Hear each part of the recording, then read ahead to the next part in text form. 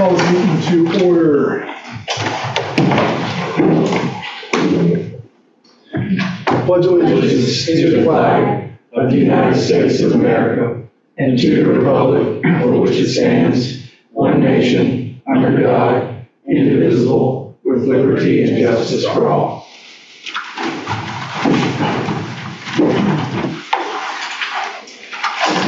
All right, our last meeting was September 2nd. Everyone have a chance to look at the minutes?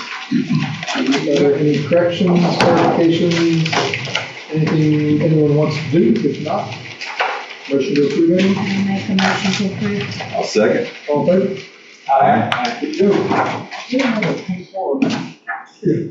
Oh, thank you. Oh, I have another pencil if anybody needs one. There's some in the closet. Everyone was typed on the roller coaster. You don't have to use it for the pages. Is it don't have a budget for a challenge? I was like, oh my God. So, all this meeting. I thought, listen, I do 150 pages in 15 minutes, I know that. All right, Robert, you're up. Yes, sir. Okay, so this is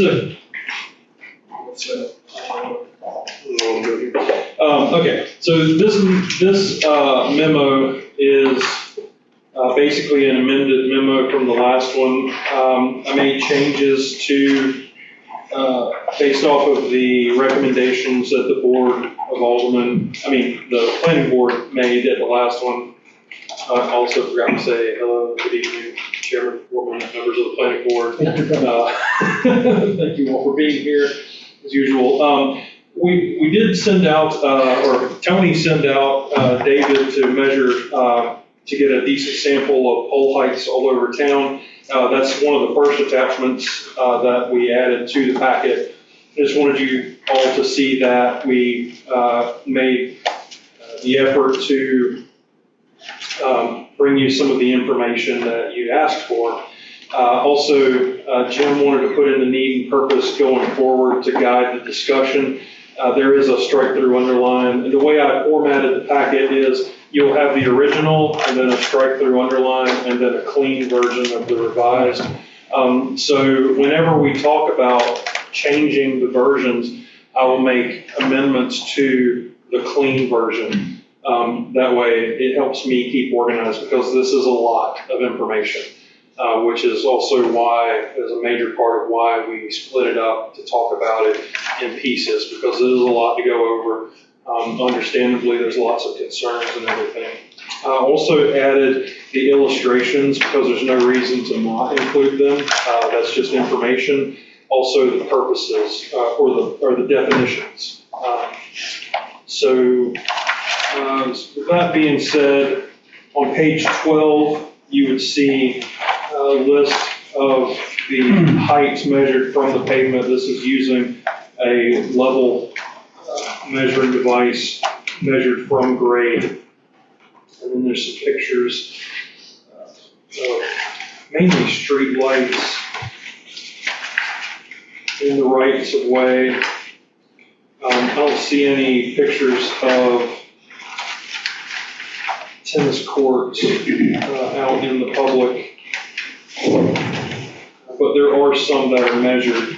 We can get a picture of it. Going through. Excuse me, while you're on that list. What's that? When are you on that list, page 12? I don't see that the heights of the street lights. You have the pictures of it, but I don't see the list of the height of the street lights.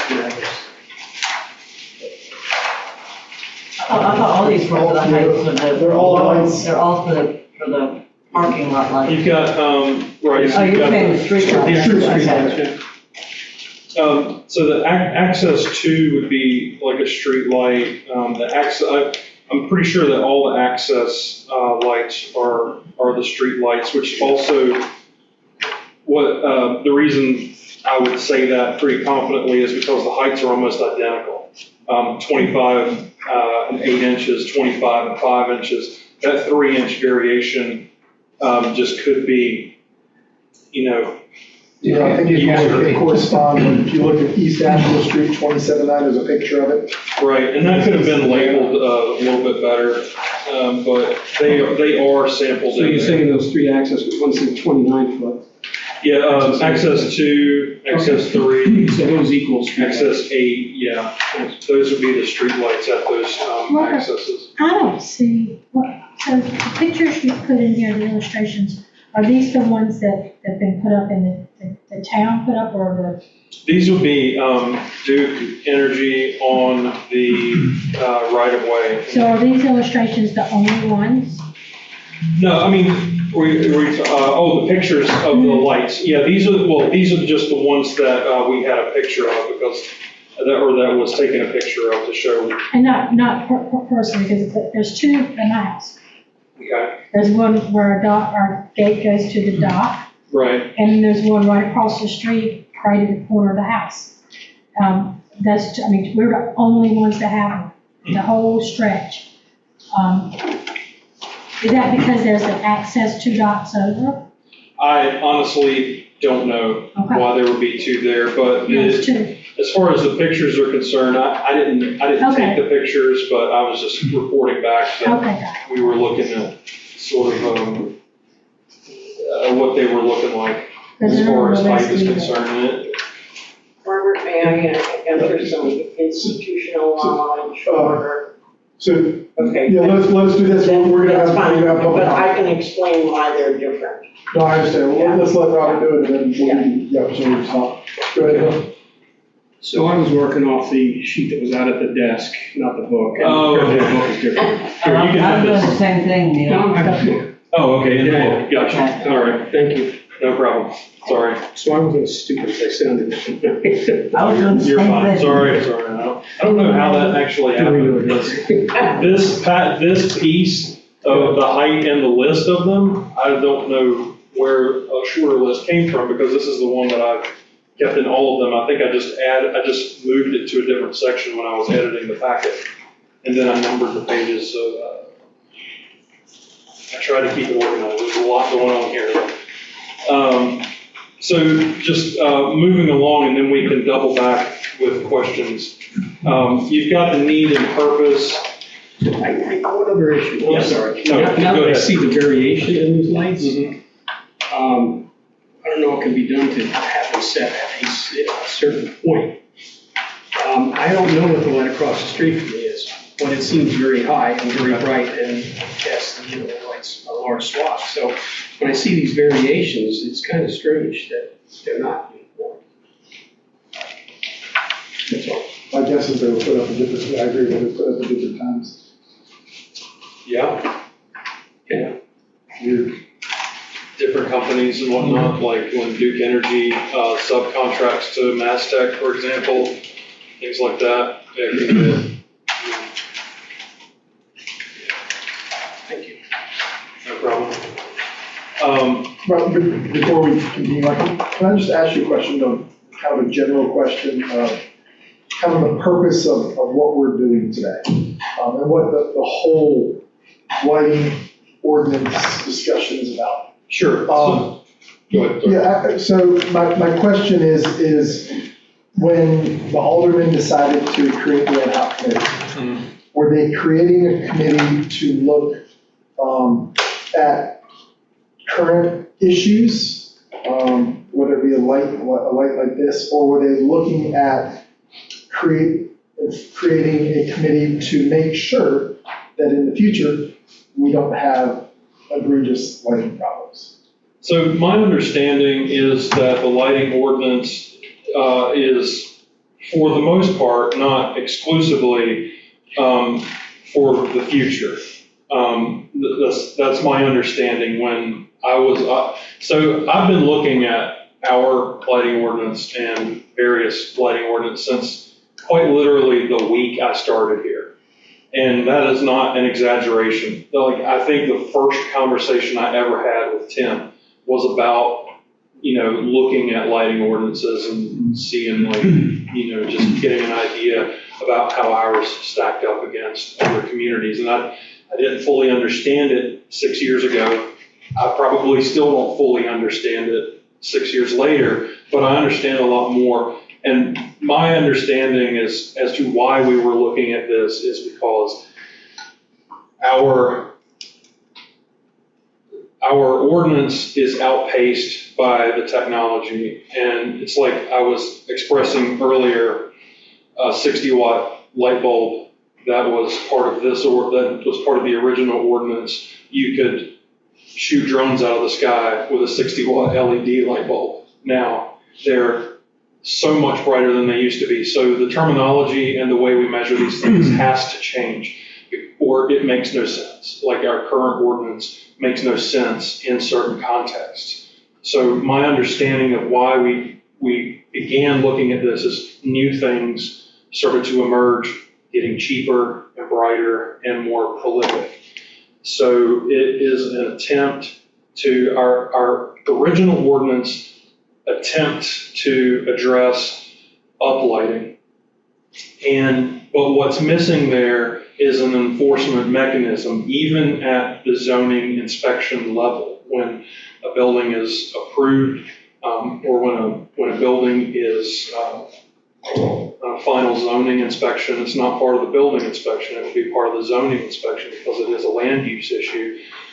It's not part of the inspection process. We have made it part of the process because it's become an issue over the last few years. So, as I've said, I believe that ultimately it is an attempt to understand our lighting situation, come up with more proactive ways to address the future. So before issuing a certificate of occupancy, we look at the lighting situation at the new house and we say, and I've done it several times, we go out and say, okay, I can see the light bulb from the street, so you're going to have to diffuse that in some way or shield it in some way. And this palm tree light can't be aimed up at the palm tree. That is an effort to avoid future violations of an existing ordinance. I'm not sure that was ever effectively undertaken after the current ordinance was adopted. In some cases it was, but at the end of the day, it is complaint driven. The new ordinance is still primarily complaint driven unless it's a redesign or redevelopment or new construction. So you go to the ad hoc committee. The ad hoc committee looks at a whole slew of ordinances and policies all over the state and in some cases the country, brainstorm, work through a lot of the problems that we foresee would come out of a recommendation to the planning board, and then present it to the planning board, not as a done deal, but present it to the planning board to have new eyes on it before moving on to the Board of Aldermen. So my understanding is that this is an attempt to not progress further into violations, but also have mechanisms for approving lighting plans that don't negatively impact surrounding businesses and residential properties. That's about as clear as I can be, and I know it's rambling, but. That was a long answer. Yeah, sorry. I'd like to answer that. Ken Dahl addressed us, the ad hoc committee, and he used the quote, "I don't want to become the lighting Nazi," but he had concerns. We all had concerns. I think that's why we're on the committee. And specifically, the big violation on the island is uplighting. And our old ordinance, I don't know how long it's been in effect now, but it's been forever, it says no uplighting, period. No question about it. But yet these houses continue to go up with uplighting. I was on a planning board when I built my new house, and I didn't put any uplighting in, but then my neighbors come along, put 22 uplights in their 22 palm trees, and I can't see going down my stairway on the back deck because I've got a light coming up in my eyes. So what it does is I either call Robert or I go and talk to the neighbors, and it pits neighbor against neighbor with this complaint thing. But good neighbors, he says, oh yeah, I'll turn them and I'll put dimmer bulbs in them. So it helped that it's still there. But that kind of was our marching orders, is not just going forward, but also backward. what's not compliant right now and get it fixed. But we haven't moved into residential yet, right? No. Now, that's the big No, element. I remember a year ago when we first had our first meeting in Whiting, you came up there and spoke. And I remember your quote, you said, do we want to become Las Vegas? Right. And to me, what that meant is. Or do we want to become Corey Hart? I wear my sunglasses at night. Right. No, but that's what you said. You actually said, do we want to become Las Vegas? Exactly. And so that's why I asked Robert the question, because I know that there's some egregious things that we can take care of with the lighting ordinance. But making sure we don't progress to where we are, one of our other beaches that are around us, and keeping that lighting. I think that's ultimately what we're here for. There are some, as I said, there are some egregious situations that we all know which ones they are. But at this point, it's not crazy. But we need to keep it where it is so it doesn't become crazy. Because once it becomes crazy, it's tough to turn that clock back. And I think that was the big reason why we're here. So that's why I asked the question. There's easy parts to this and there's tough parts to this, no doubt. Oh, yeah. But overwhelmingly, just looking at the old ordinance, huge amount of non-compliance, commercial and residential. There is. Well, as Jim pointed out, uplighting was just one. Signage, lighting, et cetera. The bare light sources is the easiest to spot. Right. And to be fair, if you could address the majority of the bare light sources, you would address the majority of the complaints, in my opinion. And also, to Neil's much earlier point, many months ago, if you went with a warmer light, you would also have fewer complaints, because it's not as shocking when there's a warmer light. So what happens if there's a new build, say on Pelican, Mm-hmm. and you go out there and you let them know what the rules are, and they can't do what a lot of, so they say, well, everybody on all the Pelicans doing it. I would say I don't. They have to submit photometric on it when it's out there. Well, no, it's not in residential. The residential would never have a photometric plan. I think we all agreed that was too much to bring to residents as a photometric plan. When you do see this tool, probably should I'm have. just talking about like uplighting, some of the violations. Well, no, I mean, so if somebody's building a new building, I would say you need to re-aim those. We don't allow uplighting. But in the design process, it's their job to look at the ordinance and design the house based off of the existing land use plan and the using the ordinance and whatnot. But if they put in something that is a violation, then I go out when I'm measuring setbacks and driveways and, we're getting heights and what's encroaching into the setbacks, what's not. And lighting is part of that final inspection before a certificate of occupancy is issued. So, I mean, that's where we stop it. And if they push back and say, well, so-and-so is doing it, and I say, well, I'm dealing with so-and-so, that is not relevant to this situation. That is literally the answer every time. I'm dealing with this parcel, not this parcel. That is an older house, and I'm dealing with that separately from you. And what I'm telling you now is that is not compliant, and before we issue a certificate of occupancy, then it needs to become compliant. So to David's point, that means we will not be getting worse. Correct, presumably. Yeah, and I think That's the point you were making. Yeah. We're as bad as it's gonna get right now. Yes, that's the intent of why we're talking And about hopefully it. it gets better, because honestly, I mean, like, for example, Frieza, they're slowly but surely, we're helping and dealing with them to deal with the lighting. And when I say slowly but surely, we need to send them a letter and say that their lighting, the uplighting is not compliant. I have not measured their sidewalk for uniformity yet. That'd be tough to measure though, wouldn't it? Because all that light is coming from inside. Right. Yeah.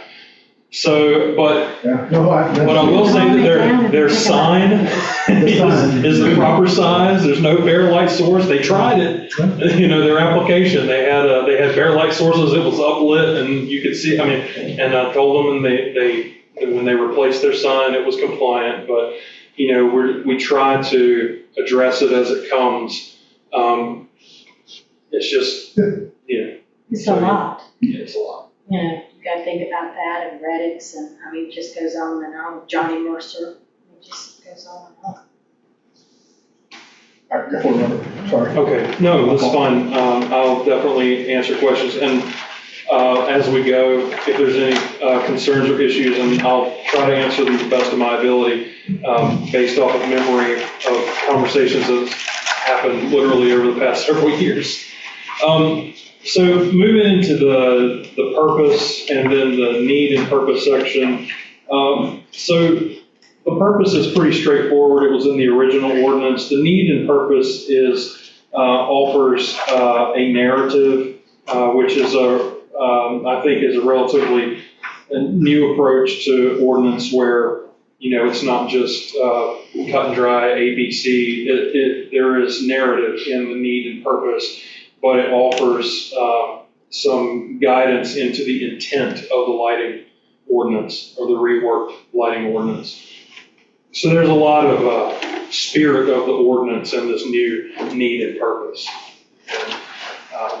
The ad hoc committee felt that it was important that the intent was front and foremost, so that when you made decisions based off the lighting ordinance, you were guided by it, and maybe help residents or applicants understand what the ordinance is there for. Then, Robert, if I could ask a question, it's pretty much verbatim what we ended up with at the end of the ad hoc committee in 2024, right, except for the last paragraph, and I'm assuming you moved that somewhere else where it says all lighting regulations. The very last paragraph of the old one. What page you on? Well, 2020. I don't think you have. He's referencing something else, an additional Well, part. I'm on page 21 of our booklet, but the last paragraph, Robert, that we had in the ad hoc said all lighting regulations, section 15598 apply to both residential and commercial uses. Did you move that somewhere else? I took it out because we are not putting residential and commercial together. Okay. Because that section of the need and purpose basically just explained that anything that was redundant between commercial and residential would be in the general section. And since this is separated from residential to commercial, like I was asked to actually separate those back out into their own sections, I took that out of the need and purpose simply because it didn't apply anymore. Okay. That's all that was. Took me a second to figure out what we were talking about, but I do remember taking it out for that reason. Moving into your definitions, this was my genius attempt to take all of the definitions that pertain to lighting. We're on page 23. To take all of the definitions that pertain to lighting throughout the entire Exhibit A definitions of the UDO,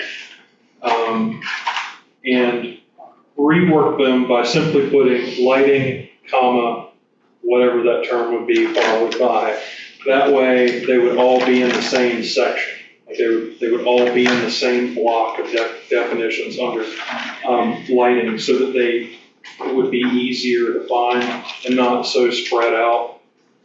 Were there any residential elements that you stripped out of this, or this is really? No, this is just general definitions that should apply to everything. So this is completely separate. So the need and purpose, the definitions and the illustration are not exclusive to commercial. These are just things that are sort of, I think, no-brainers that should probably be in there, not controversial, not a regulatory step, just clarifying, your definitions to make them easier to find, and your illustrations so they know what we're talking about. But I did change up lighting. That's actually the only strike through.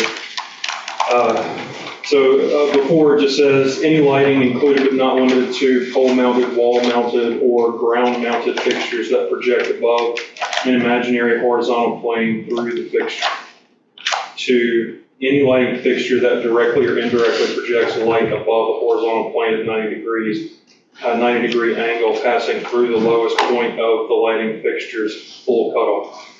I just think that's a little bit more. Comes in handy. Yeah, it's just a little bit more clear. Because, I mean, with that original definition, I was just sort of like, what is that even trying to say? And I just think the new definition was a little bit more clear. And to be fair, I didn't come up with any of these. I 100% plagiarized them from towns all over the place. So, but that was another thing that the ad hoc committee tried to do is sort of take the best and clearest approaches from the different communities and rework them into our own version. Then there's the clean version after that, and then the illustrations came from Sanibel, and I added the holiday string lights and I think I added the Edison bulb and bistro lights. That was about it. That's on page 31 and 32. Robert, you don't show on 31, shaded bistro bulbs, like at the. That's right, yeah. They're like little I can add hats that. they go on. Yeah. Yeah, I can add that.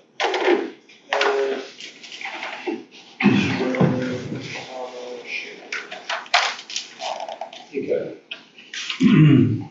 So I'll add that. Those are Tower 7s or little Vitos, or both? I think they're just Tower 7's lights in that alleyway that are shielded. And they upgraded them to it. They added the shades to them when they came back for their SUP, and we brought it to their attention that we didn't allow uplighting and bare light source from the right of way. And Pose had already done it, so I drove by there and I was taking pictures. What kind of light bulbs are they using? It's very soft. I think they're just the amber colored bistro bulbs. Yeah, they're pretty light. They're warm, they're not very bright, and they're shielded, which is also nice. They are LED bulbs, aren't they? Oh yeah, yes. Yeah. So yeah, I went by to take some pictures of Post sign and their outdoor lights and everything, and that's when I noticed, like, oh, they're shielded. We didn't even have to say anything. So I'll add that for you. Then we get into the commercial section. And what I added, wall mounted. So I'm gonna go to the strike through underline version. That's 37. So the mounted, this was a question. The mounted, or the maximum mounting height of a pole mounted fixture intended to illuminate a parking lot is 18 feet, measured from the base of the pole for 10 feet above the first finished floor elevation for pile supported structures when wall mounted. So that section there is in the residential section as well, almost verbatim. And it already exists as 10 feet above the first finished floor on an elevated house, for example. That's already there. I think we added that to commercial. The maximum mounting height for pole mounted fixtures intended to eliminate it. Right, so this does not apply to measured from the base of the floor, 10 feet above the first finished floor elevation for pile supported structures when wall mounted. So I think the question came up that we were inadvertently regulating, for example, a multi-story hotel that may have a light up top that would far exceed the 10 feet above the first finished floor or 18 feet above measured base. And I can tell you that this was a subject of conversation at the ad hoc committee. We talked about it. So as an example, you don't want to shine lights in the Trailborne parking lot from the top of the building. You just need a Right. pole. Right. So the intention was that it only be so high from the floor that you're on in a commercial setting. I remember having this conversation, but I can't remember exactly how it went, where we were talking about all of the, so let's say, for example, you're looking at Holiday Inn, and there's all the balconies, and every floor has its own balcony light. The intention is to not eliminate all the lights above 20 feet. The intention is to, illuminating, not. the windows. exactly. So what's there, for example, your balcony lighting would be measured from the floor, I'm guessing, of that particular level, but I don't really know how to word that. So the difference was between it being on a pole or it being relative to a wall-mounted floor, so it wouldn't be any higher than 10 feet. But it's still about the fixture. Correct, yes. But not the Let's say fixture's I'm wrong, on you the third can't- floor, I have a porch and I have a light. Yeah, and it was outside. never our intention to, Non-balcony or non-porch lights. right, You exclude those. yeah, okay. Hotel balcony have lights 18 feet above the floor. I'm not sure what you just said, David. I think, you know, he's right. No, it's about the fixture. No, I agree with, the fixture still applies, but what this says is you can't have lights higher than 18 feet on a pole or higher than 10 feet above your first finished floor. When you have a multi-story building like Trailborne or Yeah. like Station 1, Yeah. then you can have a balcony light. They still have to adhere to your fixture requirement. Oh, okay. It says intended to illuminate parking lots. That's the key. Yeah. So the fact that subsection C specifically calls out intended to illuminate parking lots excludes the lights on the balconies. Okay, That now it makes more sense. Okay, thank you, David, and everyone here. Because that one, it takes me a second to get wrapped back around this thing because it is a matter of interpretation. So, all right, so subsection C, the maximum mounting height for pole-mounted fixtures intended to illuminate parking lots is 18 feet measured from the base of the pole or 10 feet above the first finished floor elevation for pile-supported structures when wall-mounted. So I do have a question on that too, though. Yes. Because we're talking about, we have a lot of different areas of the beach that have different uses. For example, we just talked about the hotels. We don't want tall poles because there's light pollution. Right. Restaurants, residential. But we also have the Marina District. Marina District is something where we have boats on boat lifts that Right. typically that can very easily exceed 18 feet. Right. And when you do that, you can't see the top of a boat when it's going back into wherever they're putting. So my question is, and it kind of goes back to the original question that I asked, are we trying to change things in the past, or are we making sure it doesn't get worse and that we talked about? I think that there's situations with Lady Marine Max where their current lighting poles are probably 25 or 30 feet, but because you actually are lifting boats up potentially that high, you need that illumination. So reducing them to 18 feet and putting multiple more poles in may be good for some places, It's not going to help. but it doesn't help them because it is a safety issue at that point. So it's something that I think we should take a look at as a planning board, what we recommend to the aldermen, that there are different uses for them. Right. And if a current use is working and it's not exceedingly obnoxious, as we looked at, I think we need to think about maybe allowing those lights in those certain areas. Not to get into a big, deep discussion on that, but I could imagine that, the hours of operation, those lights don't need to be on, all the time. And Right. the other thing would be that, so if they get turned off, that would make sense. If they need them for what you say, that would make sense. I suspect that they've just been installed.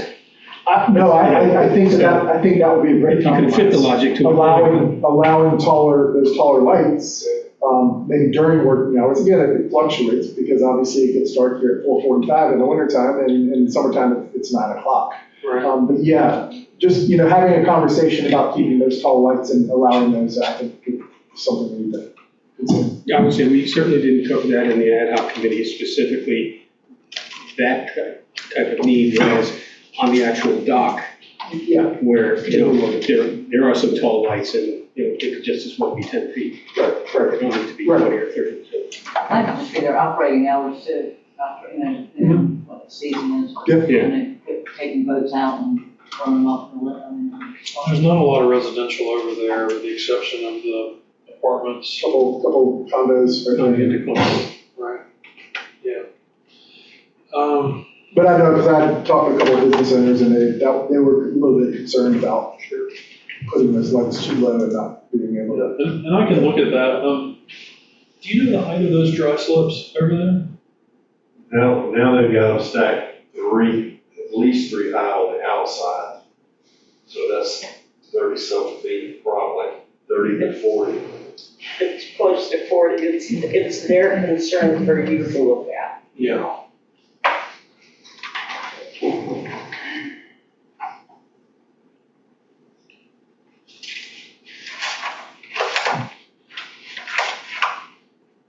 We'll look at them. So did that resolve the issue because it was wrong with the parking lots? Or did we move on? I think that, Yeah, I think that should be. Yeah, so subsection C was the most tricky because of it applies to pretty much all commercial, but there are different situations to where it gets. Well, a parking lot for boats, or is that something different? We were thinking in terms of staff cars and exactly. stuff. We didn't think about that, right? So, we might have to add a subsection D or storage, HIJKL, a subsection L that applies to dry slopes and the height when it pertains to dry slopes. I will look into that as well. Thank you.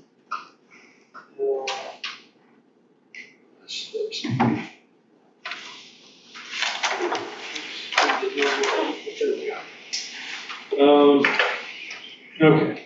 I think that was the roughest section. Maybe. That could also have fallen within the photometric plan approach too, understanding, the effect of. Right, and then with the commercial, going to, conditional zoning, we could also include a provision in that rezoning to add lighting specifically to accommodate something like that. But I know that the town's land use plan sort of says that they don't want any more dry slopes. So I wouldn't expect any sort of expansion without it being non-compliant anyway. So there's that to consider also. But didn't we do something that approved additional drive? Well, that was a parking issue relative to Atlantic. Yeah, But it also had to do with their capacity or their ability to have a flexible capacity for. right. Right, but I mean, when, I'm pretty sure they applied to expand and it was denied. Is that right, Tony? I'm not sure.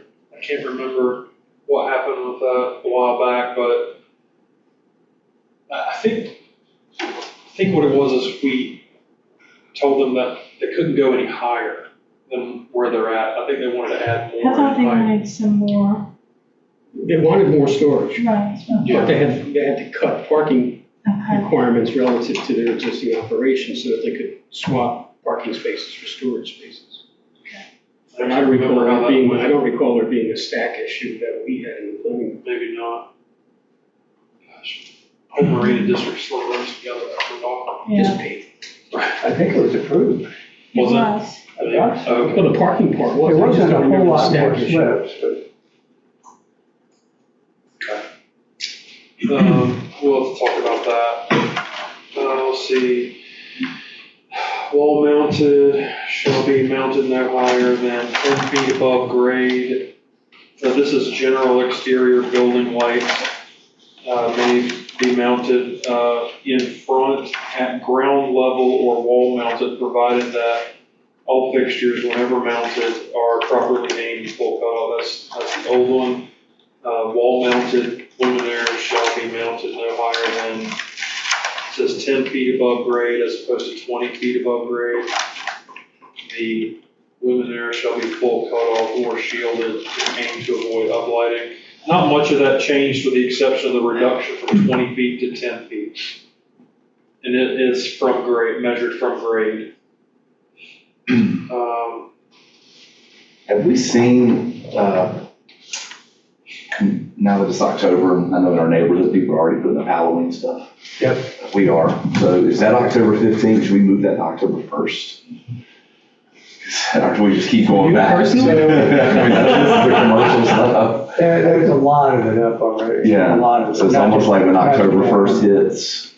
Well, I know this is the commercial well, stuff. Laughlin's not lit up, then you shouldn't be I lit up. thought we weren't gonna, I know, we talked about, We actually, didn't we say we weren't gonna, So still what- let that be? the intent was it's a complaint-driven process. Yeah.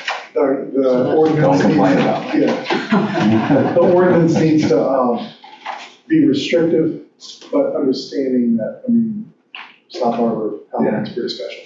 Yeah, okay. I mean, I know this is the commercial side, I just, I thought Yeah, that's what we agreed on the last time, though, we were just gonna Don't still do ask- the yeah, don't Thanksgiving say- and just it was, yeah. not address. all right.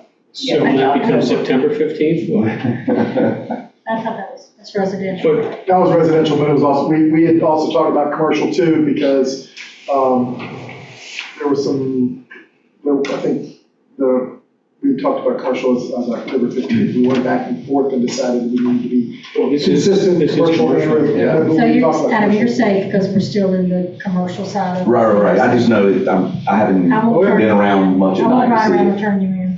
Things are lighting up. it. Yes. Well, it raises- Actually, it's much later in the current ordinance than it is in your guys' section that you wanted to change. Like, you were actually loosening that regulation. Yeah.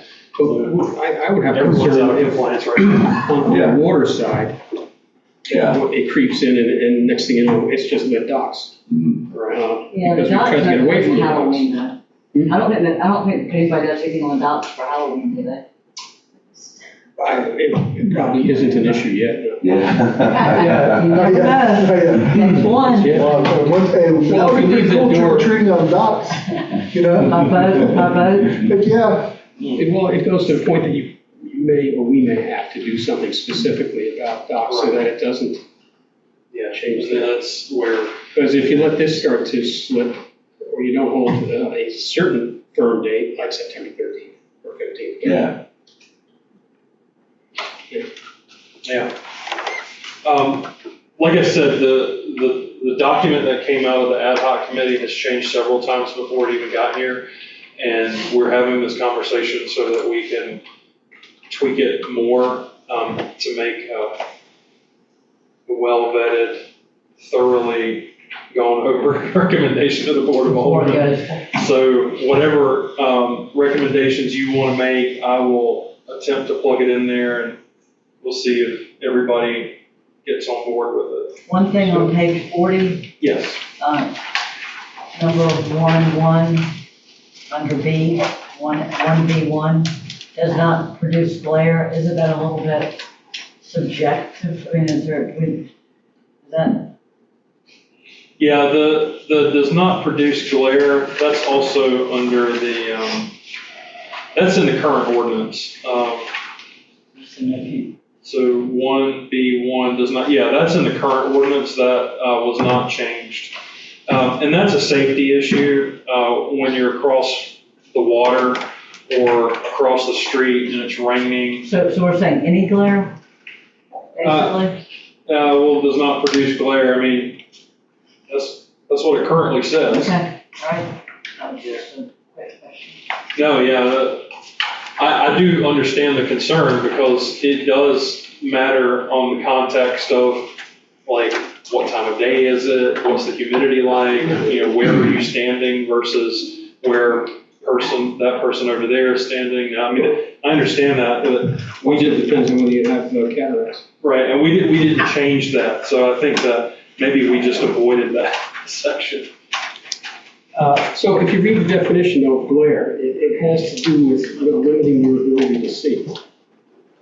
Yeah, so, So it's subjected to the person observing and the weather conditions, because, rain will scatter and all that. on page 28, it does say that light emitted from a light fixture with intensity great enough to reduce a viewer's ability to see, and in extreme cases cause momentary blindness. The eyes direct line of sight contact with a light source. So I mean, it pretty much defines glare as something Okay. pretty extreme, I think. So that's a good point. We're back on page 39, last paragraph E. Refresh my memory of how we arrived at 35 feet. I'm not disagreeing with it. I like This it. is from our last discussion. I think Margaret was talking about during the last discussion that most professional fields are 35 feet or so, or some 28 to 30 or something like that. 38, 30, something like that. And essentially, what we said was 35 feet unless it was approved by the Board of Aldermen. I thought we had talked about, regardless of how tall it was, it needed to go to the Board of Aldermen, which would then kick it back to us. That's all new That's what we're sports talking fields, about. Yeah, all new sports installations. yeah, with anyone that wanted that would go to the Board of Aldermen. But was that just town parks, or was that, if somebody redoes their It's all- tennis courts? It's all, The tennis courts, they did reduce it down to 75% to 75% as of right now, and that's one attempt to try to reduce some of 75% of what? like, power source, like, you can do it on sliding scale, they tried to go down to 50 and. and I think from a tennis perspective, I think summertime, 9 o'clock gets dark. You don't need the lights after 9 o'clock. So you want to Closer be to turning. 10. Yeah, I know, Yeah, but okay. even reducing it, because there's not a lot of people that are playing from 9 to 10. There are some people. And then you look at the fall time and do a stagger for that too, because before time changes, keep them on till 9 o'clock. But winter time, after 5 or 6 o'clock, a lot of people aren't playing tennis out there. So if you stagger those times, I think that would help too. Are we dealing with the town courts or just courts in general? The 60-foot ones. Okay. That's what I'm talking about, just specifically to those. Right, just like right. those. Because we just do Now, it. your question is about the ordinance.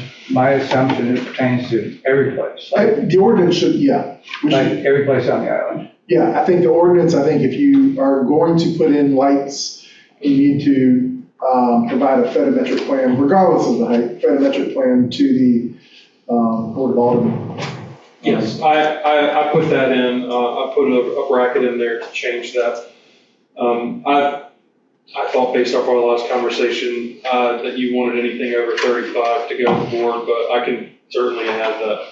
If it's a commercial field, technically speaking, or a sports field, how we define it, then it just needs to go to the board of To Aldermen. Margaret's point, we have some tennis courts that aren't for competitive use, and those lights are 24, I think, is that what they say for non-competitive? Or 20? I'm not sure what they are over there, you never hear? But what we saw, Yeah. what we saw for non-competitive courts, neighborhood, they don't need to be more than 24 feet. So what we don't want to do is then have someone, hey, we'll just put them 35 feet.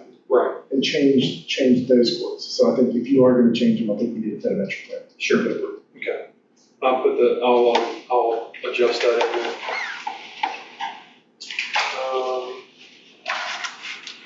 So then, nothing really, let's see, when you get past that. Is that consistent with what was in the minutes on page 5? Outdoor sport fields. No, where's my minutes? 1 second.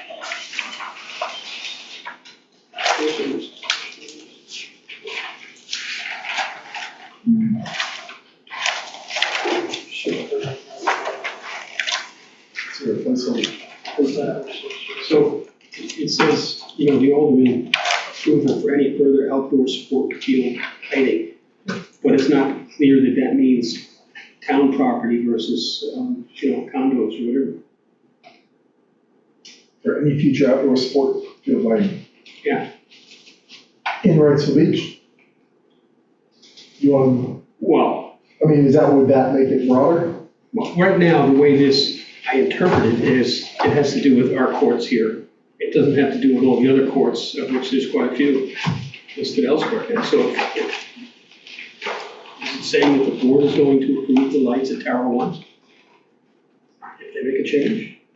I think we need to. But then we should make sure that it absolutely says that. That's all I was checking out, because I remembered it was in there, but I don't see how it's covered any more specifically in the rest of this. So just need to make So it what we're saying broad. is, the board, this is kind of a loose monkey in the zoo. We want to get it nailed down by the board. If it's going to be any kind of sport thing lighted, let them see it, and they can keep all the consistency. I agree. Yeah. And the guidance we're saying is screw the 65-foot stuff. There's not going to be competitive courts elsewhere in the island anymore, right? Yeah, we can imagine. Well, I mean, potentially if we were ever to put lights on these fields, I mean, just when we looked up last time, the lights on sports fields would be much higher than 24-foot lights. So potentially, I think we looked up on soccer fields were like 80 to 100 feet. Now, I'm not saying we're gonna put 80 to 100-foot lights in there, but if we were to ever light those fields, we're gonna need tall lights. So why don't we we'll cross that bridge when we get to it as a town. Absolutely. Because That's why, that's going to be a major investment. it is, yeah. Just the lighting part, but the field that it's going to light is going to be a major investment. So it should be probably all put together rather than us trying to anticipate. Agreed, and that's why I think anything goes in front of them, any approval goes in front of them. I mean, that makes sense, and we don't get that many requests for that sort of thing anyway. So it's not like we're gonna be inundated with lighting applications for all the sports fields in the entire town. There's just not that But many. if you own a tennis court, Right.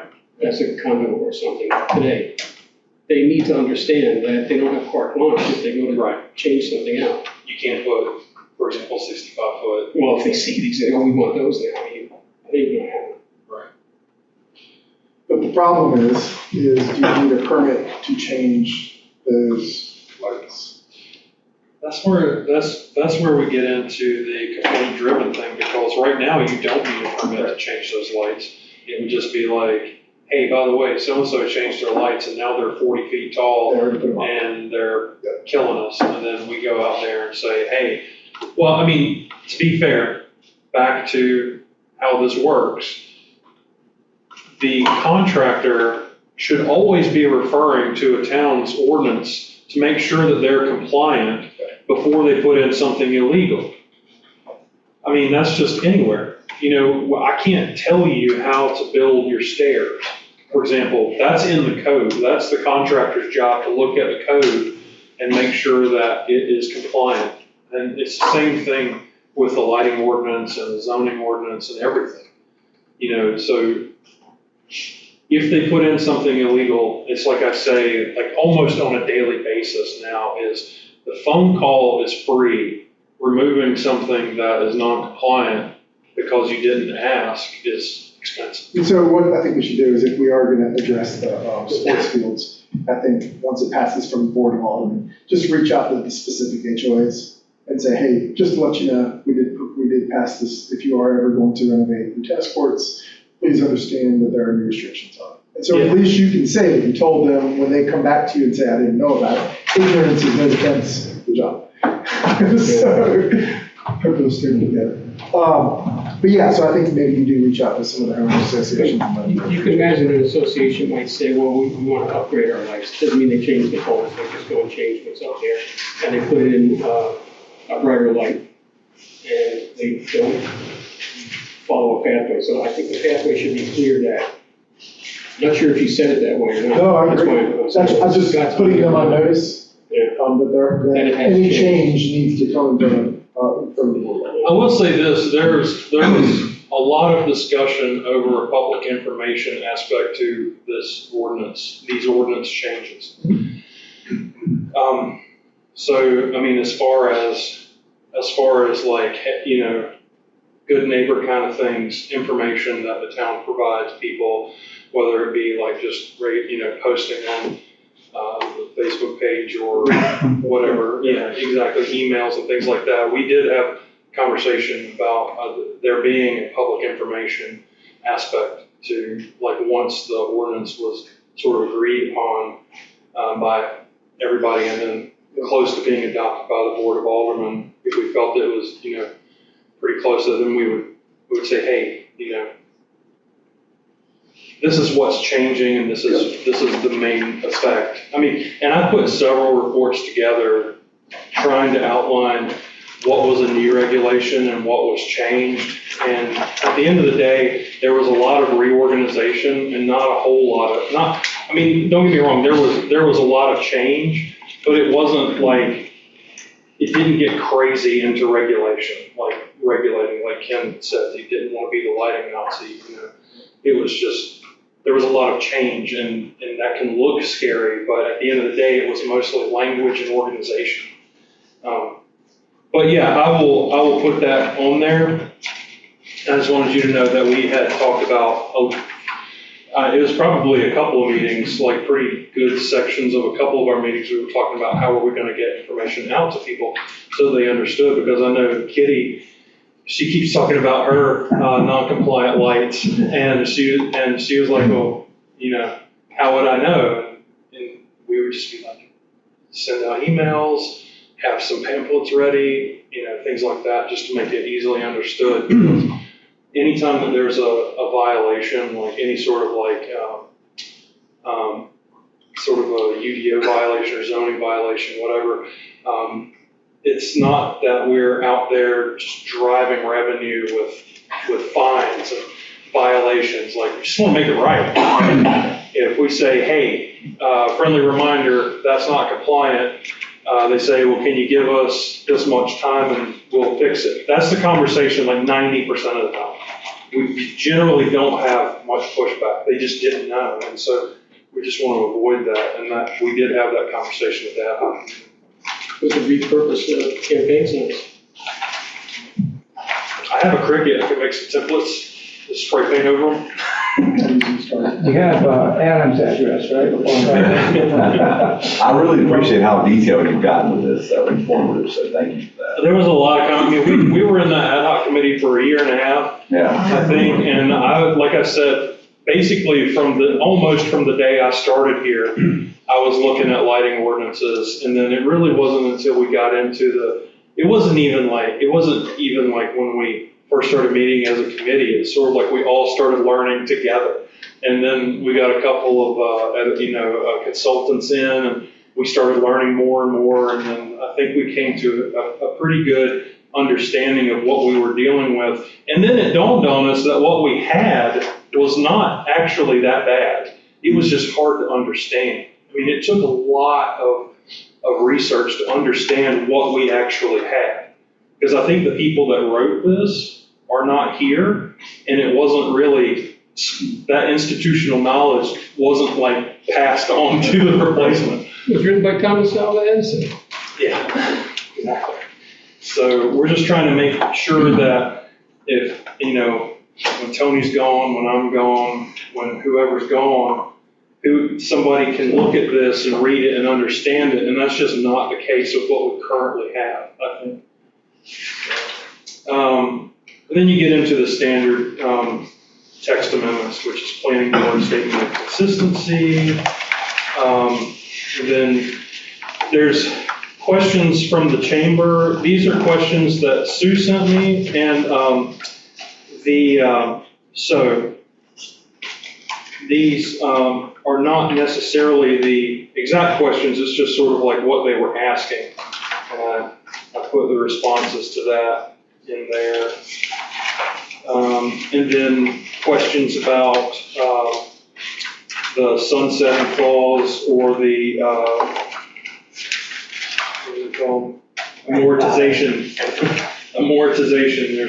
there's 4 test cases that specifically apply to North Carolina or case law. Which question was that? Sorry, I skipped right over the questions, but I just wanted y'all to know that it was there. For example, on page 46, you have, will the new ordinance be complaint driven? How many businesses complaints for 2024 and for what?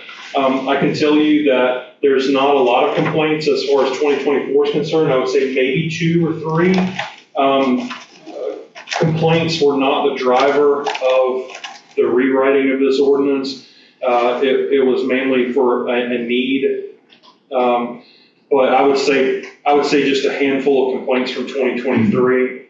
And primarily it would be still complaint driven with the exception of redevelopment and new construction with a final zoning inspection for lighting. I consider the year and a half of the ad hoc committee to be a year and a half of complaints, actually. I'm not being facetious now. I mean, it's literally, that's what we talked about. Yeah. The stuff that we were finding. Yeah, that makes sense. So I'm not sure how many residents or commercial entities, got away unscathed. I think at the end of the day, in 2024, I actually had more residential complaints than commercial complaints, but some of those complaints amounted to just, not really a violation as far as the ordinance was concerned. That was a couple of them where I had to go into somebody's yard and measure with a lumen meter to see how bright it was on the next door neighbor's lot. And as far as I could tell, they were just irritated that they could see any light at all. Not necessarily that it was keeping them up at night. That was somewhere on Harbor Island, but. I called that one in. I know exactly what that one was. On Myrtle Court. Do you like barbecue with your coffee decaf or decaf at night when you come by my house? I went by your house a couple of times, and I think the main issue with that one is that there's this searing white light, and the motion activation pretty much stayed, like once it comes off, it never goes off. Once it comes on, it never goes off. And the fact that it is so white and it never turns off, and it is by definition a high lumen floodlight, it just illuminates everything around it. I think that problem is, I think that's an issue.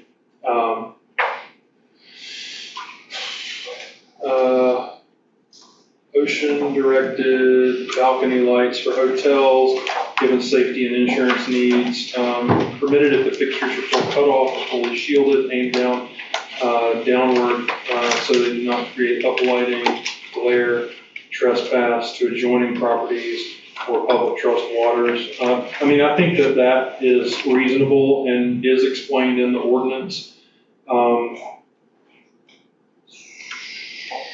Tree and landscape lighting, landscapes or decorative fixtures are kept at 300 lumens and must be aimed and shielded to prevent uplighting, and prevent trespass. Pretty much says the same thing. Perimeter lighting. Did I miss Kelvin anywhere in all this? I haven't seen it. I thought I put the recommended 3,000 Kelvin in almost every section unless I accidentally just did that with the residential. Did I leave it out? I thought I put it in every single section. Hold on. Well, it just dawned on me that I don't recall seeing it anywhere. Okay, I need that. Well, then I should add that back in. Yeah, it really does do away with a lot of the issues. Yeah, see, add sections. 3,000 Kelvin. I'll put that back in. I don't know why it was left out.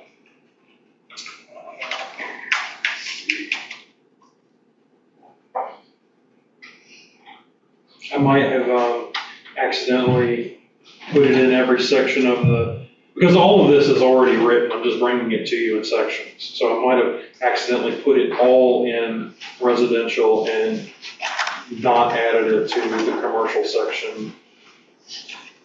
So I'll add that back in, it's in my notes now. Unshielded sources used to outline property lines, roof lines, doors, and windows are all.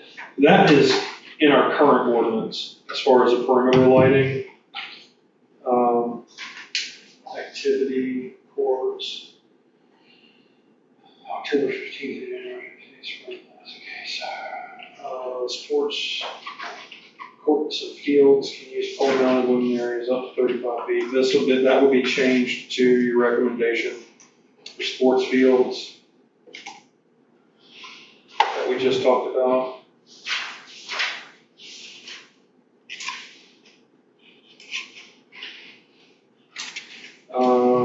Our standards apply consistently to outdoor activities. Yes, should be from, we just had that conversation, so yes, apply consistently would be my impression of what we just talked about. Number 7, does the new ordinance apply only to new or changed facilities, and how is it embedded in conditional zoning? Who is on the TRC? The TRC is all the department heads, inspectors, planning staff. That's what the TRC is. Since these are our questions, I think if you have any question about what we were going for, I'd happily, Okay, yeah, we can read these. Yeah, absolutely. Yeah, so the next section is simply going over the standards for sunsetting clauses, and it's pretty straightforward. We can do that. It's been upheld many times, and that's pretty much my presentation. Just a quick question, because I don't want David to be able to shorten up this meeting. Okay, sorry, go ahead. No, I've got to mess over you. With when does the effective compliance, when is the effective date? Is this when the Board of Aldermen passes Yeah, this? Even though we've only just really changed language and stuff? Yeah, from the time that it would, well, we had that discussion too. I think that what Neil and the ad hoc committee originally agreed on was 6 months if it was out of compliance currently, and 1.5 years if it was currently compliant. Okay, I just didn't know when their effective date was, Yeah, so when this is passed on. And I know that John Wessel said that the longer the better, that it would hold up in court. Your sunsetting clauses, the longer you gave them, the easier it was to enforce, basically.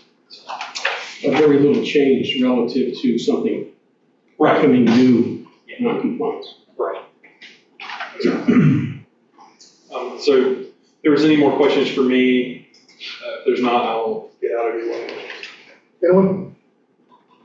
Thanks, Robert. Thank you. Thanks, Robert. All right, we're gonna do public comment for a couple minutes. Suzanne? thank you. And thank you, Robert. You guys did a fabulous job. Is there any discussion among the board? Neil? Yeah? I think we're pretty, we have a pretty good idea of what we'd like to see in the recommendation. I do have one comment. I would hope that this committee would agree to add a statement that we need to do something about enforcement and compliance. I mean, we've spent 2 years on this thing, and we pass this thing and then it just falls back into where it used to be. I mean, this department is slim. I don't think you have enough people to monitor this stuff. We don't have a building inspector right now, do we? Yeah. We did get a new one? Yeah. Good. And what? That'll help. But the question is it gonna be enforcement? I mean, is it gonna be complaint driven? I mean, complaints we get Well, a just, handful a year. just for example, I can send you and Robert to 10 or 15 houses right now that went up in the last 2 or 3 years, and they all have uplighting. Yeah. It's been in the ordinance for, I don't know, before I ever came to the island. So why does that happen? This is the way it happens. Just this week, we do finals on houses. As soon as we do a final, there was a couple, Robert noticed a couple violations this week. The contractor will remove that violation. And typically, uplighting is added later when people add things. So once they get that CO, after we're gone, it's just like adding the bathroom to the ground floor. After we're gone, that's when a lot of things happen. So, you know, when the first lighting ordinance was complaint driven only. And if this is not gonna be complaint driven, then we need to know that. That's what Jim's saying. But Tony, I think what we had talked about before is looking at some of the more egregious issues with the lighting ordinance. And I know I'd recommend to Robert or someone, you know, instead of, you know, maybe stagger a day a month. Yeah. You know, from come in the evening and ride around and find the egregious ones and, you know, make a call and say, hey, just want to let you know you're out of compliance. Same thing with the building inspector. If the building inspector comes on a Saturday or Sunday when they're working, I think eventually what's going to happen is the word's going to get around that that there is an enforcement. We're still complaint driven, and you're not going out there and calling them up and saying $50 fine right now if you don't change it. A nice call would say, hey, just want to let you know you are out of you know, the ordinance, you're violating the ordinance, if you can change that. And I think that talk will hopefully change the mindset of some of You these know, things. we had some good conversations with the hotel this spring. They've been over backwards. They corrected a lot of their lighting issues with their neighbors. Loggerheads, if you notice, they're doing some renovations. I went there 2 weeks ago, 3 weeks, and they had bare lights. I said, you need to change your bare lights. And the contractor said, okay, good, we're going to remove the bare light sources after we do the inspection. And hopefully they won't put them back up. Right. So, you know, we'll get there. Right. But residential piers and docks are probably more in violation than the commercial docks. Yeah. Because the residential docks have the higher lights, commercial docks have the lower lights. But the uplighting is an issue, but, you know, we can. I mean, even the docks, I think it's important that, you know, Wrightsville Beach Police Department, take a ride. That's the safety issue. Take a ride, you know, at 6 o'clock when the time changes. Yeah. And just write down and then have someone give them a call. Say, Yeah. hey, just want to let you know, we just adopted a new ordinance. And it's really a safety ordinance to protect not only you, but other people that are riding boats. And again, just having that conversation that we're talking about. Okay. If you get a complaint, somebody's out of compliance, so they have 3 years to comply? No. Okay. No, so basically, if we say, well, I mean, 9 times out of 10, if they're out of compliance with a current ordinance, then they're out of compliance with a new ordinance. There's the vast majority of So the the 3 years changes. would have already passed? Right. What you're saying. So walk us through that process. Margaret's got a beautiful dock and it's way out of compliance. Okay. What happens? So basically, I'll send her an email or give her a call and say, hey, I was driving by and I noticed that you have lights on your dock. And just so you know, our ordinance says that we don't allow bare light sources from the viewable from the right of way. And all of those holiday lights are, by definition, a bare light source. And so remove them, basically. I would just ask them to remove them. So then you wait for a response from her? Yeah, well, we'll see if if I get a response, and then if I don't get a response, I'll actually mail her a certified letter. Okay. So that I get a receipt saying that the letter was delivered. And then if there's no response from that, I mean, if I get to the point where it's a certified letter, I'll say, hey, there's a zoning compliance on your property, and I'll have a picture and give them exactly what is out of compliance. I quote the ordinance that's in there so they know that I'm not just winging it. And usually we give them like 30 days to bring it into compliance from receipt of this letter. And it'll say that, and then we keep track of it. And then at that point, it's a $50 a day fine until it's fixed. So by that point, you've received an email, a call, and then a certified letter. And then at this point, it's been like 2 months. We've been trying to get hold of you, and you've received a certified letter. And at that point, it's just you're ignoring the town and your neighbors, basically. So that's basically what you got a lot of complaints. I mean, your schedule would get really booked with just follow-ups and. Right. Okay. And that's what I was getting ready to ask. How many letters, non-compliance letters, or whatever, would you say y'all send out a month? For lights? Well, yeah, for lights. Well, should we use that since we're talking about? Almost no lighting. Yeah. There's very few complaints that we get for lighting, but I mean, zoning in general, I would say like maybe one a month or so. I mean, nothing, tremendous, because we're pretty good about, I mean, it's a small town and there's 3 of us between Tony, myself, and David. We're all over the place and all the time. So if Tony sees something, he'll say, hey, Robert, I need you to drive by such and such an address and just, see what you see about this issue. And then I'll go out there and look at it, and I'll come back and say, yeah, I think there's an issue. It'll be anything, yeah. Lights, whatever. Yeah, it'd be lighting or a propane tank up against the, encroaching into the setback, or somebody added a deck that didn't get a zoning, or somebody's putting in synthetic turf in the 30-foot camel buffer. I mean, these are things that we deal with regularly, and it's not always just zoning things, zoning violations. It'll be like a CAMA violation, which is like a higher priority, because it's a direct violation of the CAMA land use plan when you're in violation of a CAMA permit, basically. So, things like that. So I would say on average, and this is just saying, we might get 5 one month and then we might not see one for 6 months, but over the course of the year, I would say I get about a violation a month, whether it be lighting or zoning or CAMA. It's just, and then there's the following up with each individual, and they're usually pretty good about it. I went out to a house a couple months ago to ask them or to look at their neighbors, and then I saw forms for a walkway, and I was like, wow, I had to go back to the office and get a stop work order. I was like, hold on. So, that happens too. Well, when and this is just a tiny bit off topic, when somebody has a permit to do something, is that supposed to be posted? No, because we have it in the office.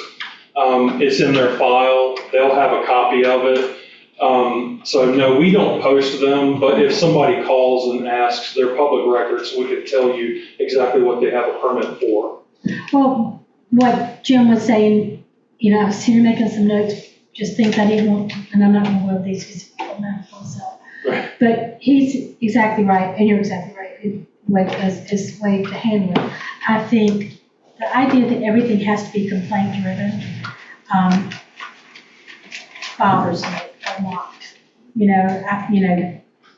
few times I've brought something up because I know something's not right, then I don't want to do it because I don't want my neighbor to get, and you can say what you want to, but people get pissed, and I don't want to be a part of that. Mm-hmm. I've really actually thrown my hands up and just said, I just don't, Well, that's why we did put because some. it's a small town and word gets out.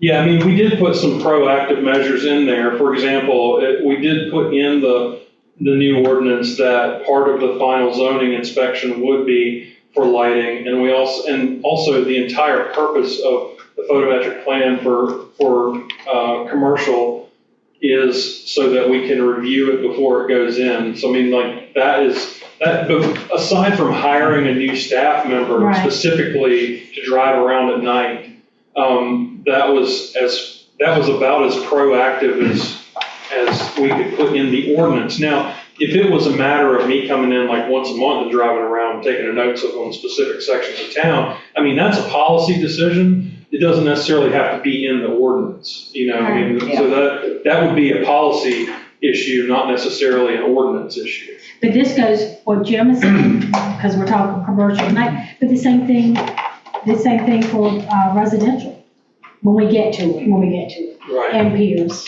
and docks and all of that. I mean, it's the, So anybody running for Board of Aldermen has to go out, they do all the complaints over the next 30 No, days. That would be because great. That won't the be. problem there, Adam, is when you do say something, the response has always been, tell the town manager. Well, it's the Board of Aldermen's job to tell the town manager what to do. I've always been told. So it's a vicious circle of, the bottom line is enforcement. Be it Yeah, the and police we can get department. that from the Board of Aldermen. Yeah, Right. We get it from the Board of Aldermen. Yeah. And the original land Exactly. ordinance was complaint driven only. mhm, Because a lot of times the people who are complaining are not in compliance with other things too. yeah, I mean, I see it, all the time, where, people complain about their neighbor, and you go to their house and they've got some other issues, so. Yeah. But we'll get that from the Board of Aldermen, the direction of the enforcement, so. Well, we can make Hoping that. they'll add a statement to our recommendations Yeah. that we all so have for concern someone to about become a this. part of the policy. Yeah, well, they need to figure it out. How are we gonna, I mean, it's not up to Robert and Exactly, Tony to figure it out. It's up to the Board of Aldermen to Exactly. figure out that's my point. how to enforce this. We can make a recommendation, recommend that, Yeah, you know, just a recommendation. once a month, so, one of y'all three ride around and just run down the more egregious ones. It's not about enforcement, I believe it's about the threat of enforcement. Just trying to get the word out. Yeah, and I think you Yeah, can and do the that. last comment, Mr. Chairman, I want to make is, we made a comment in ad hoc. The town is one of the biggest violators of uplighting. Yeah. And I think we need to get our own house in order first, so that should be a recommendation to the aldermen as well. Our sign out here has uplighting. I know we did that special permit for those trees coming across the bridge, which was ridiculous. But that was an exemption. Yeah, but The town is exempt from that, the uplighting for the oak trees. I think that should be changed, so we set an example, and it can just be changed to downlighting, and it'll look very nice. I thought we did, I thought that was a change. We did, I know It somewhere comes we across talked as about. hypocritical if we don't. We Yeah. come across as hypocritical if we don't. Exactly. And we talked about that. Yeah. I'm pretty sure it's in there. I don't think I accidentally took it. I'm sure to, let me double check. I mean, I'll make a note to double check. I'm not gonna double check while you're standing here. Anything else? That's all I have All right, on this so, subject. So where do we go from here? so, Robert, you're gonna get a, text message together. We are going to, I think we have the direction that we need from us. The next meeting, we will, vote on a recommendation to the commercial. Yeah, I'm waiting. Go ahead. Gotcha. Yeah, I'll do that. Public. I think we did public comment. Well, no, I simply commented that we complimented him. Oh. We have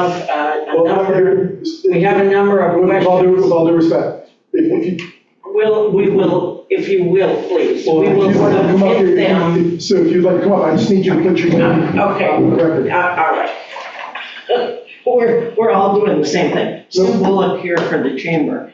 We want to thank you for going over and allowing the inclusion of the chamber questions. And because it's come out, it was just sent, this email was just sent out 3-4 days ago. Most of the businesses have not even read the updated what you did last time. We have questions that have come in, and we will be submitting those to Robert. And based on some of the explanations tonight, some of them are now moot questions. So those will go on, but we wanted you to know that we appreciate your going through this, but that the commercial side of this has really been placed in a new position because with conditional use and/or those who have SUP for uses and permits, if this is driven by complaint or by change, we're more covered in the conditional use and/or SUP for change because our lighting and everything gets reviewed as you submit it to the technical committee. Our questions about technical committee is if we are making regulations in terms of particular engineering kinds of requirements, then you have covered that and the requirement for commercial in some ways. The question would be, if we submit a plan for a new building, there's going to be no question about lighting ordinance because it's there. So this community really has taken out the commercial aspects of this. Other than those things, how are we going to treat those things that already exist? And that comes to play with Duke Power, the changeover of the light poles, the recommendations that they did after the last hurricane. Some of those things aren't going to change. They could be complaint driven, but they were in agreement with, and we agreed as a community to those conditions back when. The major issue that the chamber and its business members look at is in terms of a challenge in terms of the 3-year acceptance in terms of a lighting violation and grandfathering. And yes, the cases that are drawn here as an example are what stands for most lighting cases that go to court. But none of those cases refer to hospitality or insurance claims or any kind of case law that also deals with safety of occupants, safety of hospitality occupants. And that is the only thing that we will be referring back to Robert and Tony and Grady and talking to them about. The rest, I think you've worked well and you've done a good job on. And God only knows we've been at this for 3 years. So we're ready to either make the change or make an objection. So that's where we are. Is there something very specific that you can point to with regard to the safety aspect that you just mentioned? I'm sorry? Just give me some guidance here. What do you, when you say there's safety aspects of? Well, for example, the case law that is drawn, and I don't know who drew it, whether it was Grady or Robert or whomever, or the school government. In those cases, none of those cases upholding the 3-year or the compliance issue had to do with life safety, occupancy in terms of hotels or hotelier kind of thing. If you look at them, they are industrial lighting cases. And so the case law is set and the winds were set based on industrial presentation. And so grandfathering in terms of hotels and bed and breakfast, there's a different set that may well come up that would counter or be parallel to those. And so that's why we ask. It's all about, in the end of all of this, it's all about compliance, land use, and right of ownership in terms of case law. So we are a non-complying island. By and large, our evolution has made us into many, many non-compliant businesses. And we've done that just because of the process we have. But there is no new business starting here without first going to the town and first getting a permit. So it's really, what we are doing is really looking more at enforcement in terms of commercial, yes, but more for residential. And so we're not going to be the objecting party, but the residents need to understand what this means for them as well. There's no reason this couldn't go out and Bailey couldn't put it on the website. If you want to get information out, do what you're doing with the bridges. So, thank you. Thanks.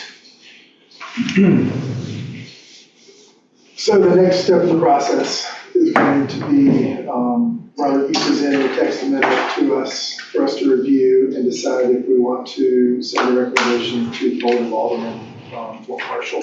Right, and again, whatever I bring to you at the next meeting can also be tweaked and, and continued. So, I mean, look, we get it pretty straight before, you make a recommendation. Yeah.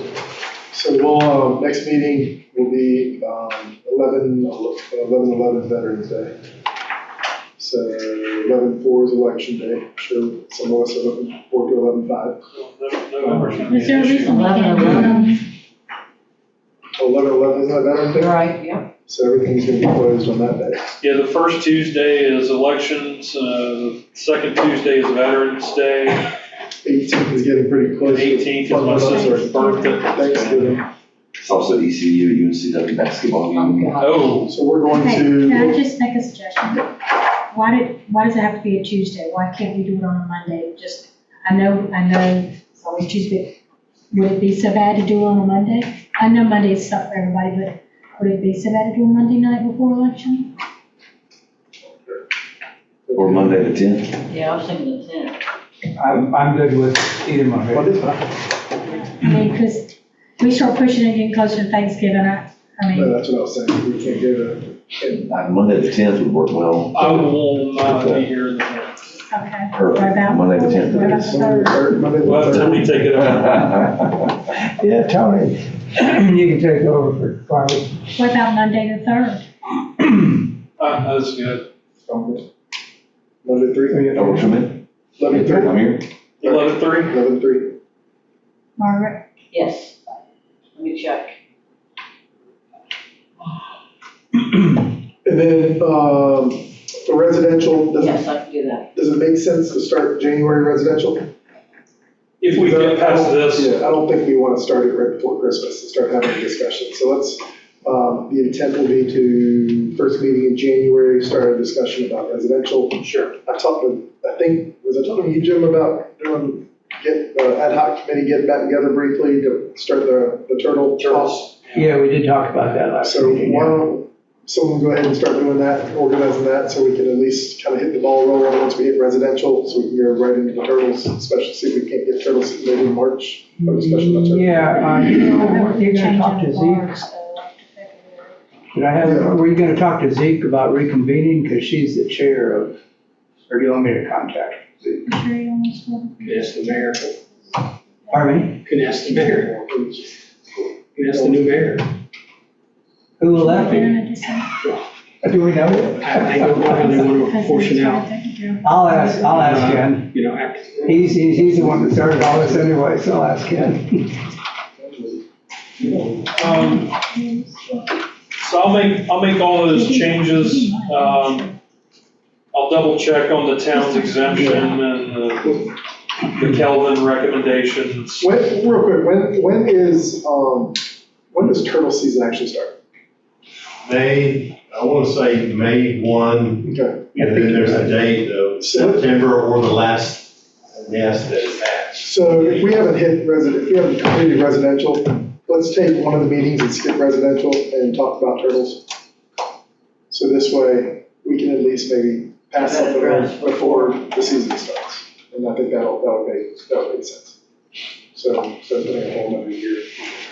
So maybe talk about turtles in March-ish, just try that. My gut feeling is that there's gonna be more specific changes, and not changes, new things Okay, on turtles, because there's really nothing with regard to turtles in the existing. okay. Well, And so if you start playing with it in March, you can play with it in April, and, you know, are you really gonna try to implement something in May when it's already underway? No, I get it. Let's, So you'd have to do it soon. yeah. Did you agree to the third, November 3rd? November 3rd is I don't think I'll be here for that. I know. All right, so November 3rd is the next one. What did you say? Zoom Oh, you said you weren't here? I can't guarantee I can be here on the 3rd. I'll be on a business trip, and I just don't know if I'll be done with what I have to get accomplished. I don't care, I mean, I was just a It's up to y'all. It's suggestion. up to y'all. We can't do the 4th, can't do the 11th. I don't have a problem changing Robert's days. not here I on the just 10th. update. Robert. You need Robert here. So if we can't do it, then, we can't do it on Mondays, then we're going to have to bump this into December. Because once you start getting up against Thanksgiving holiday, there's gonna be a lot of people that aren't gonna be able to. What was our other choice, the 18th? Because that's gonna put us right back in here 2 weeks later in December, and Is Wednesday the 5th? I can't do that. I'm always out all the. Oh, on Wednesdays. I mean, I need to be on Tuesday. It's up to y'all. Let's just bump it to, Well, Neil, you're not positive you can be here. Everybody can, you're the only one that's not If I'm positive. not here on the 3rd, I can't join by remote because it means I'm traveling. Right. To Dutch back here. I was hoping to actually, be back here on the 2nd. Excuse me. But you're not, you won't know until right up to the 2nd, but you'll be there. Wait, that's right now, yeah, I can Okay. text. So let's bump it to, let's bump it to December. So no meeting in November, we'll do it in December. All right. And then everyone will do it. so, So is that okay with everyone? It seems like if we want everyone here, we need to. Yeah, and then right now, Yeah. it's scheduled for December December 11th. 2nd. December. Second is- No, sorry, Tuesday First- night. First, First Tuesday's the 2nd, that's Rice Street School holiday for finance, which I know you want to be at. so we're gonna go December 9th. We're so close to Christmas then? That's No, always- Do y'all work, do you work in December? Always. All right, we're going to December 9th. Next meeting is December 9th. Okay. Any old business? Any new business? I do have one item, I know Adam's ready to go. Go for it, Jim. This should be easy. I was disappointed to see some political signs in the park. So I called the town, and they said they can't remove them. But they do remove advertising signs. So let me finish, and then I know Robert's gonna comment. All I'm asking is, would this board be willing to review our sign ordinance? My concern is, I don't want to be walking through the park and get hit in the face with 20 political signs. The candidate respectfully removed them when it was mentioned to that person. So I think that was a good thing, but if this is allowed, that means federal signs can go up in our parks, state signs can go up in our parks, county signs, and local signs. There's a town ordinance that says you can't put signs in the park. I don't think it says that, because they wouldn't remove them. I thought Haynes's email said it. No, I think the town manager dealt with that. Yeah, there is a town ordinance, because I know what you're talking about. And that, I thought they weren't allowed in any public spaces. I thought they were only supposed to be put in yards. So I actually talked to Haynes about this today, and I think what we decided on is the way the sign ordinance works is that you can put any sign that you want to on private property. We only regulate size and placement on that property. To that point, the town owns this property. You would need the permission of the owner to place a sign there. The signs by the road are in a different category because the state carves out a specific right-of-way, or there's a specific ordinance for rights-of-way.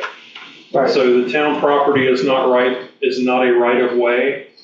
The NCDOT right-of-way, by definition, is where they would put their signs. So I think that we've come to the understanding of that interpretation that no signs should be going up on town property unless it's in a DOT right-of-way.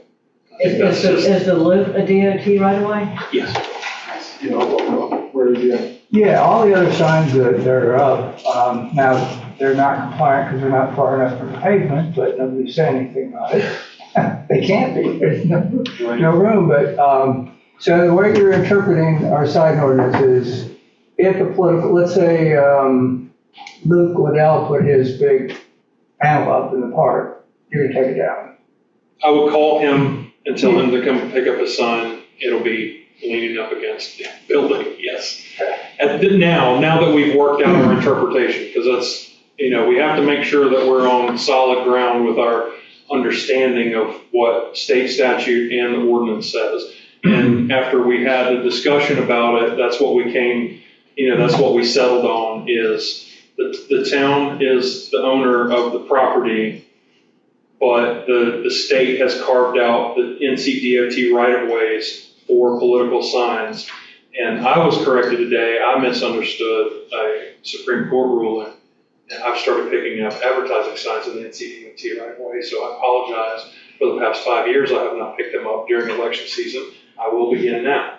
It's funny, they pop up during election season. Yes, exactly. So now I understand that I misunderstood the Supreme Court ruling, and I've been set straight, and I will be picking them up on my way into town now. So that's what we've settled on as far as. Yeah, because the general concerned. statute did say we can, in fact, I looked up a couple of cities, and one of them, Mount Airy, specifically says political signs placed on public property, no go, and additionally, you have to pay to get your sign back.